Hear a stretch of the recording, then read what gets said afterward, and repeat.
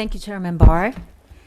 I represent a district in Southern California that is very prone to wildfires because of the bad land management policies from Sacramento, droughts, and the impact of climate change. And so I share the concern of climate change, and I welcome opportunities to work together without raising costs for American firms and punishing small businesses with onerous climate disclosure requirements. And we understand the Fed is now undertaking the climate scenario analysis exercise involving a mandate to 6 banks supervised by the Fed. So is the Fed thinking about expanding the pilot program beyond the 6 banks? So the pilot climate scenario analysis that we're doing this year only includes the 6 banks, and it'll be finished around the end of the year, and then it'll be concluded. Yeah.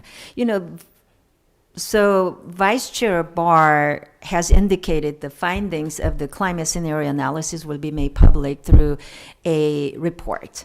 So does the Fed have plans to incorporate some of what you're learning from the climate scenario analysis into the mandatory stress test using climate risk modeling? So the supervisory stress test that we do that feeds into banks' capital requirements is separate and distinct from the pilot climate scenario analysis exercise. So those are different things and they don't feed into each other. So I want to reiterate that we should be careful to not venture out into additional mandates without first ensuring that our field supervisors are taking care of the bread and butter issue like interest and operational risk. Silicon Valley Bank's failure is a clear case study of the negative outcomes because of the lack of focus on the supervisory framework. Mr. Gibson, how involved were you and other Fed staff in conducting this holistic view or holistic review of the Capitol with Vice Chair Barr? So a number of the Fed staff worked on projects and briefings for Vice Chair Barr as he was conducting his holistic capital review. You were. Many of us. When the holistic review was first announced in 2022, it seemed that this review would be conducted by, Fed board. But given the speech from last week, it seems to only be reflective of Vice Chair Barr's view. So that's why I wanted to know how involved was the rest of the board in undertaking that review, and do you foresee including climate risk as part of the holistic review process? So the holistic capital review was Vice Chair Barr's review, and it doesn't include the pilot climate scenario analysis that we're talking about here today. Mr. Jones, let me move on to talk about some other issue. The National Credit Union Association's request for comment on climate-related financial risk based on recommendations made by the Financial Stability Oversight Council or any interagency climate working group that the NCUA participates in, that is led by Treasury or another executive branch agency. Is that right?